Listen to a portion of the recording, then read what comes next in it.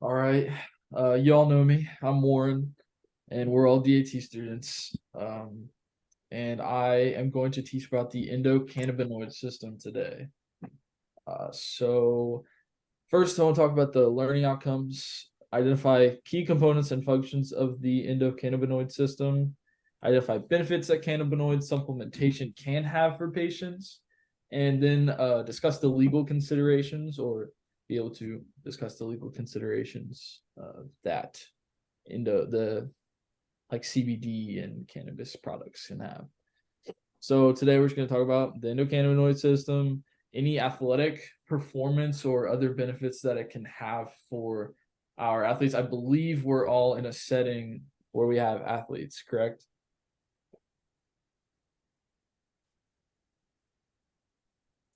Yes. Yes. Yes, everybody. Yeah. Jan, you're the only person I don't know about. I Oh, know that. no, I'm sorry that, yes, I do. I thought you could see our heads, but I Oh, realized yeah. you My probably bad. did. Yes, I do have, but mine are high school, so they better not be, according to the state of Indiana. Well, yeah, we'll get into it. So, have you ever had a or done research? I did my freshman year of college, specifically the Okay. effects of CBD on the brain in epileptic patients. Okay. I Then I have not. not even a lecture like at GLADA or an ATA. No, sir. Okay. Haven, Adam. I have both here at ISU and one at IATA. Me, no. Oh, that's great. I love it. Okay. What we're gonna learn today. And then have any of you dealt with any patients who have interacted with CBD, marijuana, or other cannabis products? Have you had problems with anything? Um, Anybody? Yes, my entire soccer team a few years ago on a trip with the team. Really bad. What happened? I can't disclose that, but it was really bad. Okay. Okay, that's all. Okay. So, the endocannabinoid system, or ECS, is a biological system. It's composed of endocannabinoids, cannabinoid receptors, and enzymes that all work to maintain homeostasis, which is how the body lives and breathes. The specific receptors are CB1. They are located in the brain and spinal cord, and they can help with memory, like they do regulate with memory, cognition, motor function, pain perception, appetite. CB2 is located in immune cells, and it can help with modulation of inflammation and immune function. The endocannabinoids, which are what the receptors will bind to, anandamide, AEA, has a role in motivation, pain perception, memory, mood, appetite, pleasure. And then there's 2-AG, and it's the most abundant endocannabinoid in the body. So there's a lot of it compared to anandamide, and it assists with regulation of pain, inflammation, immune function, GI function, and cardiovascular function. So the ECS, I didn't mention this before, but it is not like it's not widely known.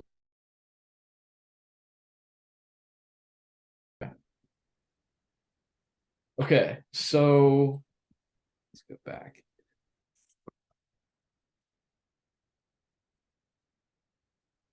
Okay. ECS in sports medicine, and this is referring to the endocannabinoid system and usage with supplements like CBD oil or even or CBD like topical agents, whatever cannabis products that are out there that can be used to stimulate the endocannabinoid system. It can indirectly increase performance because it does help with things like sleep quality and in DOMs, like it can decrease pain, it can decrease inflammation, which makes your recovery a little faster, along with the sleep quality, which would make your recovery faster, and all of it would add up to increase athletic performance. The only problem is the limitations to all of the studies that I used to reference for this PowerPoint were all that there's not enough human research. So there's not a lot of studies where they're testing these products on humans to find a benefit. The main researcher right now on this topic his name is Dr. Conan. He's actually he's my head athletic trainer for track, Madison Sakita, her professor at FIU. He does a lot of this, pretty much the only athletic trainer doing research like this for athletes. And I saw one of his lectures at GLADA last year or like earlier this year. And he did a really good job, and it kind of sparked my interest in this topic. So legal considerations, first, three of us here are NCAA athletic trainers, and then Kaylin's middle school. So obviously, Kaylin, like your athletes you hopefully are not dealing with these problems. I mean, I hope they're not, but But you never know. there is no age limit for buying. Like some stores will set it like you have to be over 18 or over 21, but there's no like legal age limit for buying CBD products in Indiana.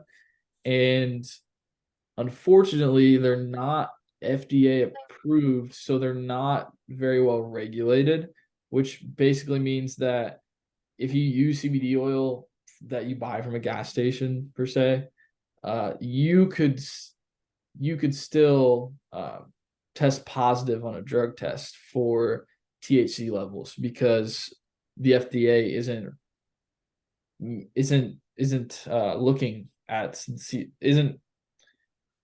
approving the CBD products. So it's kind of a mystery on what's actually in them and in the products. And then for the NCAA, as you can see, it's on F. Cannabinoids are a banned substance, which they increase the amount that's allowed in your system, and they're also working on just making it not testable. Like they're working on not testing cannabinoids on collegiate athletes.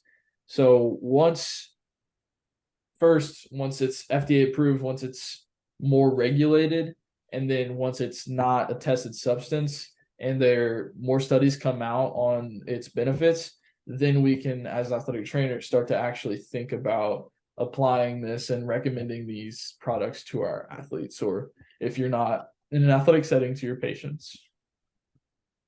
What's up, Kaylin?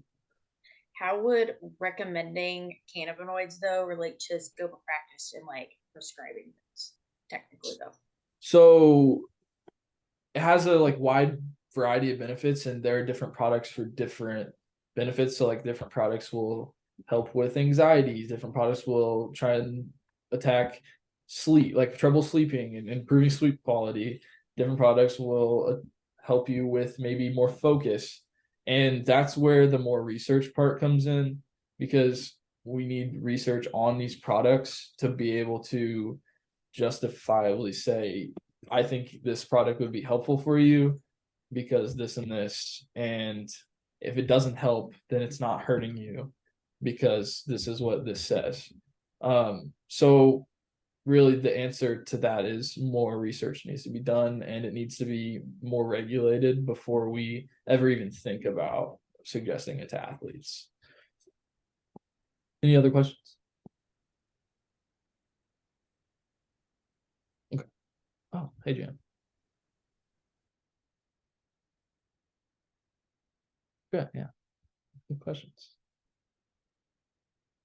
So in conclusion, the endocannabinoid system and supplements like CBD oils can be used in the future when more studies have come out and proven that they can be helpful with human subjects, more rigorous human subject studies.